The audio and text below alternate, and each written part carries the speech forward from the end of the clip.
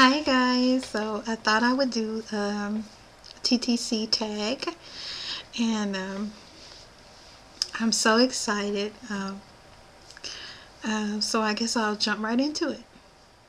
So the first question is,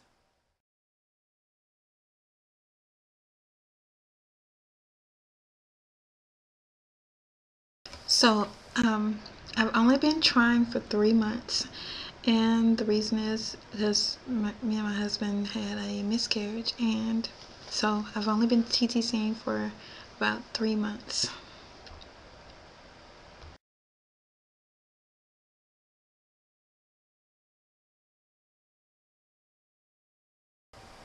I have two children. I have a son who is 9, and he's about to be 10 in about a month or so, 2 months. And I have a daughter who just turned 8 on Thanksgiving Day. So, and my husband has no children as of yet.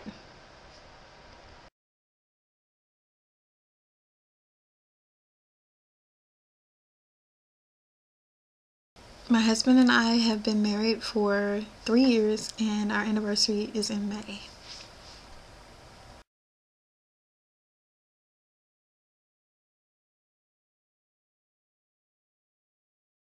I don't really have any crazy things that I do to TTC for TTCing. The only thing that I'm doing right now is charting and checking my ovulation, and that's pretty much it. So, sorry guys.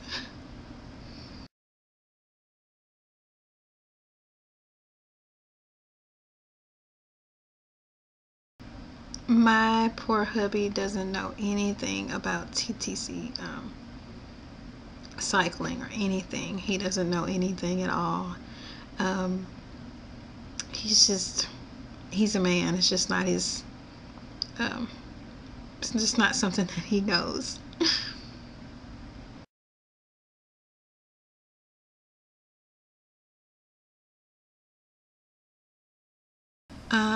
I was diagnosed once with ovarian cyst, and I have not been. I was healed of that, and Um, I have not been diagnosed again with anything here recently, but I have not been back to see if anything else is going on with me. If you want to know a little bit more about my um, ovarian cyst and what they did to treat that, I have a video um, that you can watch, and I will post it right here.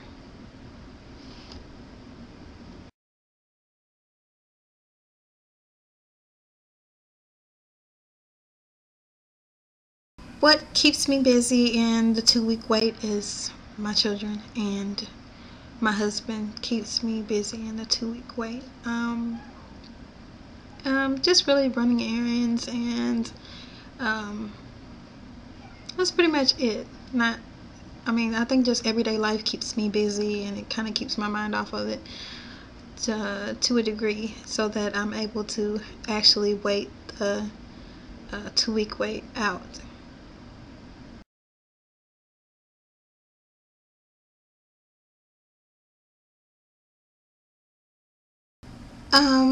I don't have a specific day that I ovulate because I am irregular. My cycles are irregular. So I pretty much notice that I ovulate usually at the beginning of my cycle, maybe the end of the first week, or in the middle of my cycle, about maybe in the middle, like the month, in the middle of the month, about around the 15th through the 17th or something like that would be the first day of ovulation for me.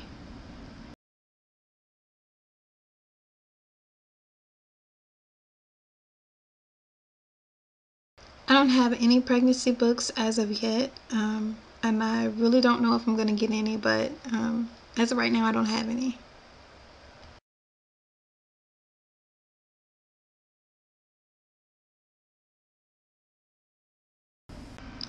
I don't really care what type of sex the baby is, because I know that, I don't know, I just know that, I mean, it doesn't matter to me as long as the child is healthy. And you have to remember that my son is the oldest, so I have a son, and my daughter is the youngest, so I have a daughter, and I feel like they're in perfect order. So I'm perfectly fine with whatever God gives me.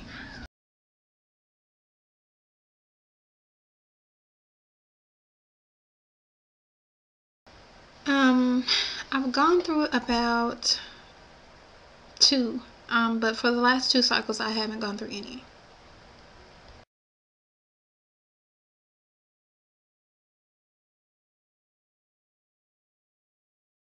I haven't bought anything because I'm not, I haven't gotten pregnant yet. Um, and another reason is I I really just want to take my time after I find out my actual due date and calculate, um, from the due date, when spring, winter, summer, you know, fall, when all of those things um, will fall, and I will buy the clothing according to how the months will come. And if that makes any sense, I will buy my baby's clothes according to, okay, let's say it like this, like, say for the baby, let's say that I am the baby is, I'm calculating, while I'm pregnant, that the baby's going to be born in the spring. Okay, well, for the first 3 months of the baby's life, I would have spring clothes for that time, and for the next 3 months of that baby's life, I would have summer clothing. So it's just something that I'm planning to do while I'm pregnant, having calculated the due date, and when the you know when the time is, by the season. So that's how I'm planning on uh, doing that. So I have not bought anything yet.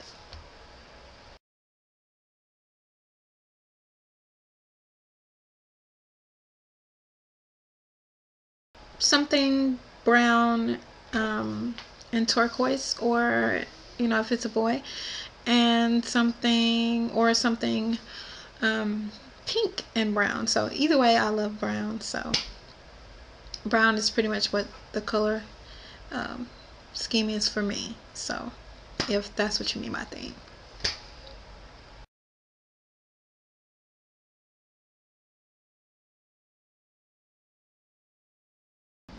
Like, of course, I plan to do pregnancy vlogs. And I wouldn't be just doing it for you guys. I would be doing it for myself. I really want to know what happens. Um, I mean, I feel like there's special moments that you just want to capture, and you really don't want to lose the moment and not know what happened. And I just think it's really neat to be able to go back and reflect on those things. And I would be doing it also for myself, just to go back and see um, all the different stages. And so that would be why I would be doing it. And of course, I would do pregnancy vlogs.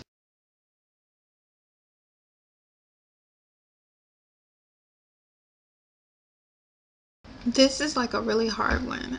My favorite moms on YouTube that I like to watch. Well, I mean, it's very hard to just pick one. Um, there's so many. Let's see. Miss T Braid. I don't know if I'm saying her name right, but she has a little girl named Emery, which is just so precious. And let's see. She's like, I'm not sure, but her husband like works a whole lot, and he's like has something to do with um, being offshore or something to that nature, or military, something to that nature. She's like an army wife or something. And then you have, let's see, I like to see +1 please. Um, so go and look at her channel. She's awesome. She is just way out there and just energetic, and so I love to watch her vlogs, and also enjoying watching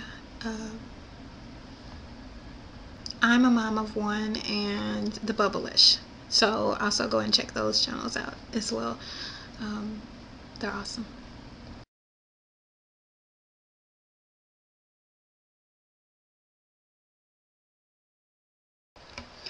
My labor and birth plan. My labor, I really just want to, labor at home as long as possible. I think that most hospitals want you to do that. I think they mostly, all of them want you to labor at home as long as possible. But other than that, that's pretty much it for my labor. My birth plan, really hadn't thought a whole lot about it, but I have seen some of the YouTube vids on here, and you guys are troopers. Because I've never had a child without any medication, and I'll just tell the truth, I am petrified. I am scared to death. I'm not sure if it's something that I could do. It's something I would like to do, but it's not something that I'm sure that I could actually do, so that kind of keeps me at bay with the whether or not I want a birth with no medication. I had an epidural with my son, and I had one cesarean with my daughter. So I'm not really sure about my birth plan, but I don't think that it's not at the top of my list. I guess that's the best thing to say. But if possible, I would love to do a VBAC. And a VBAC is a vaginal birth after a cesarean. So like I said before, I had a cesarean with my daughter, and so I'm really wanting to try a VBAC and try to have a child naturally without having to have another cesarean. I've been researching the VBAC, and it says that if you have only had one cesarean and that cesarean was not a emergency cesarean, if vertical is straight across, I'm thinking that's the one that you can actually have a natural birth after. But if straight up and down, that will be the cesarean cut that you would not be able to have a VBAC. So yeah, I'm looking forward to having a VBAC if that's at all possible, and discussing that with my doctor. And so that's pretty much my birth plan. And another thing, I am so iffy about anybody being in the room, so probably the only person that would be in the room is my husband up to a certain point. And I just don't want a lot of strangers, walking around in the room, and I don't want my kids in the room, obviously.